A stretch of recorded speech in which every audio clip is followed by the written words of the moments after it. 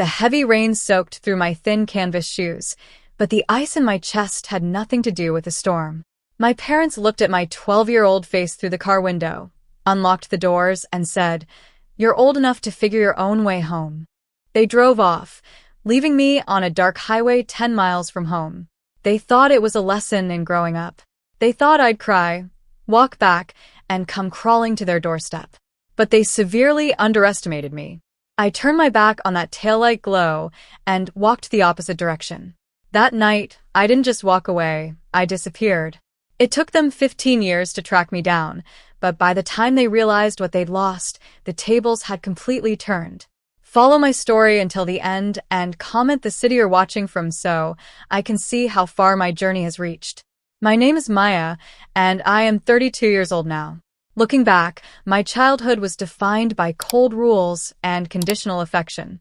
My parents viewed raising a child as a transactional burden, constantly reminding me how much I cost them. But nothing could have prepared me for that stormy Tuesday evening when I turned 12. After a petty argument in the car over a school project I couldn't afford, my father slammed on the brakes along a pitch-black stretch of Highway 9. The rain was deafening against the roof. My mother turned around, her eyes hollow, and unlocked the doors. "You're 12 now. Time to grow up and find your own way home," she said coldly. My father didn't even look at me. They pushed me out, locked the doors, and drove away into the fog. Standing in the freezing rain, watching their red taillights fade, a terrifying realization washed over me, then instantly turned into pure steel. I didn't cry. I didn't run after them. Instead, I turned my back on the road leading to their house and started walking in the complete opposite direction. For miles down the highway, shivering and soaked to the bone, I stumbled onto an all-night diner. The owner, an elderly woman named Martha, took one look at my blue lips and sheltered me. That night, when Martha asked where my parents were, I looked her in the eye and said quietly, "I don't have any." That was the night Maya the child died, and my new life began. Martha didn't just give me a hot cup of soup that night, she gave me a second chance.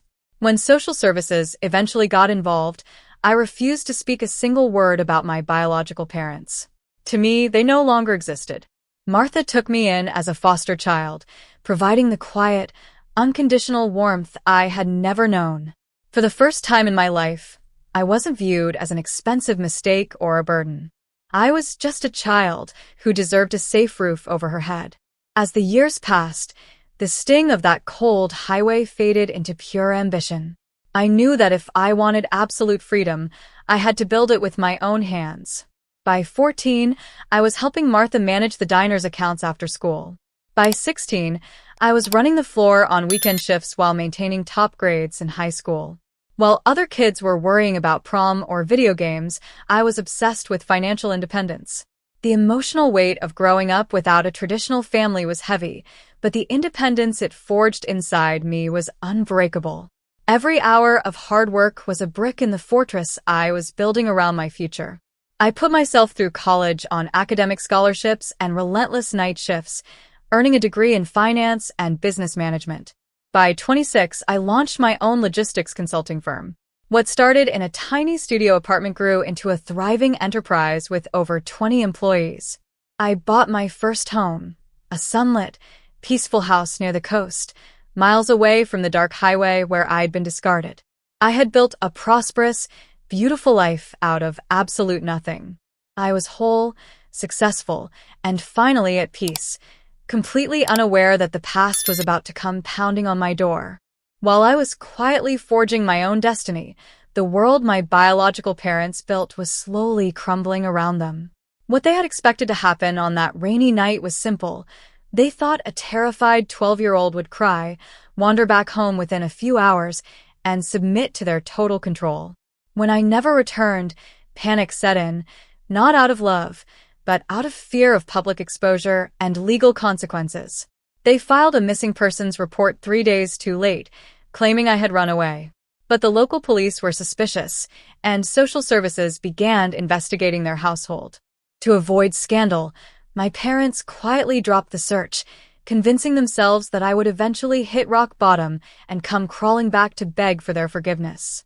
15 years passed, and karma finally caught up with them. My father's reckless investments wiped out their savings, and my mother's toxic habits alienated the few relatives they had left. Facing mounting debts and the threat of foreclosure on their house, they were desperate for a miracle. That miracle appeared in the form of a local business magazine cover story featuring my firm's recent expansion. Underneath the title "Top Entrepreneurs Under 35" was my photograph. Seeing my face, not broken or ruined, but thriving and powerful, didn't inspire pride in them. It inspired greed. They realized the girl they had thrown away like trash was now worth millions. Driven by a mix of bitter envy and financial desperation, my father hired a private investigator to track down my private office address. They gathered their formal clothes, rehearsed their tearful speeches, and prepared to claim a share of the life they had tried so hard to destroy. It was a quiet Tuesday afternoon when my receptionist knocked softly on my office door. Her voice was hesitant as she told me 2 people were in the lobby, demanding to see me without an appointment. They claimed to be my parents. A cold, familiar stillness settled in my chest, but my heart didn't race. I calmly adjusted my blazer, stood up, and walked out to face the ghosts of my past. Standing near the glass entrance were 2 figures who looked far older than their years. My father's hair was entirely gray, his posture stooped inside an ill-fitting suit.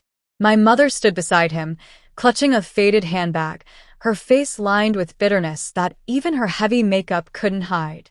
The moment my mother saw me, her hands flew to her mouth, and she let out a loud, dramatic sob that echoed across the quiet lobby. "Maya." "Oh, my baby girl," she cried, taking a hurried step toward me with arms outstretched. "We found you. We've missed you every single day."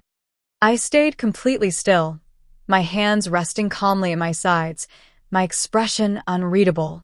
I didn't step back, nor did I step forward. My cold composure acted like a brick wall, freezing my mother in her tracks. My father cleared his throat, forcing a watery smile as he tried to project paternal warmth. "Look at you, Maya. You're so grown up, so successful. We knew you had it in you. We spent 15 long years searching for you, praying to see you again." Their performance was calculated, dramatic, and utterly transparent. They stood there waiting for tears, for an emotional breakdown, for a tearful daughter to throw herself into their arms. Instead, they got silence. I looked at both of them for a long, silent moment before gesturing toward my private conference room. Inside, I said, my voice quiet, even, and devoid of emotion. As soon as the heavy glass door clicked shut behind us, the theatrical tears melted away. My father didn't waste time looking at the art on the walls or asking about my health. He sat down at the mahogany table, leaned forward, and let his true mask slip. "Maya, we need to be frank with each other," he began, his voice tightening. "Things haven't been easy for us. The bank is foreclosing on the family home in 2 months. We raised you for 12 years, provided food and a roof, and now you're sitting on millions." My mother nodded vigorously, wiping away imaginary tears. "It's only right that you help your family, Maya. You owe us for those years. A good daughter doesn't let her parents end up on the street while she lives in luxury." The audacity was almost breathtaking. They hadn't come out of remorse, love, or guilt. They had tracked me down because they saw me as a personal bailout fund. I leaned back in my chair, looking at them with calm detachment. "You talk about those 12 years, I said softly. "Do you remember the night you unlocked the car door on Highway 9? You told a 12-year-old child to grow up and find her own way home. You abandoned me in the freezing rain to teach me a lesson." My mother waved her hand dismissively. "We were stressed. We came back to look for you an hour later, but you were gone. You came back 3 days later to file a report because you were afraid of the police," I corrected coldly. "I know everything." My father slammed his hand on the mahogany table, his face flushing red. "Listen to me, Maya. We are your parents. You wouldn't even have this company if we hadn't pushed you to be tough. We made you who you are." I pulled a thin black folder from my desk drawer and slid it across the polished glass table. Inside was not a check, but a formal legal notice of trespassing and a restraining order, alongside a full record of their personal debts. "You didn't make me," I said, my voice cutting through his anger with razor-sharp clarity. The freezing rain made me. Martha made me. The hours I worked while you were spending your money on bad habits made me. You didn't give me a foundation. You gave me a ditch and expected me to die in it. My mother snatched the papers, her eyes widening as she read the legal terms. You're suing your own blood, she gasped. I am protecting my life from strangers. I corrected smoothly. You told a 12-year-old child to find her own way home. Well, I found it. It took me 15 years, but I built a home, a business, and a life that belongs entirely to me. And there is no room in it for the people who abandoned me. My father stood up, trembling with a mixture of rage and desperation. You can't just turn your back on us. We're your family. You stopped being my family the moment you drove away into that fog, I replied, standing up to signal the end of the meeting. Security is waiting outside the door to escort you out. If you step foot on my property again, you'll be arrested. They walked out of my office building under the watchful eyes of security, their desperate pleas fading into the bustling city noise. As I stood by my office window watching them disappear into the crowd, I felt no hatred, no bitterness, and no regret, only an overwhelming sense of peace. The cold weight I had carried since that stormy night on Highway 9 was finally gone. Leaving my past behind wasn't about revenge. It was about protecting the peaceful life I had fought so hard to build. Trauma doesn't have to define your destination. You have the power to choose your own path, build your own strength, and define who your real family is. I turned my back on their toxicity 15 years ago, and standing up for myself today was the final step in healing the little girl who was once left in the rain. What would you have done if you were in my position? Did I do the right thing by cutting them off completely? Let me know your thoughts in the comments below, and don't forget to like and subscribe for more stories. Thank you for watching until the end.